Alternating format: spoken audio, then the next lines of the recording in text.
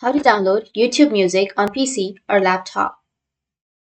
So if you want to download YouTube Music on your PC or your laptop, then what you need to do is you just need to simply open up your browser, and on your browser you need to search for YouTube Music. Once you search for YouTube Music, now you need to go with the YouTube Music, which is here on the first, music.youtube.com. Just click on it. Once you click on it, you can go with the top right, which has that three dots, and then here you may have the app section and you may have the install option.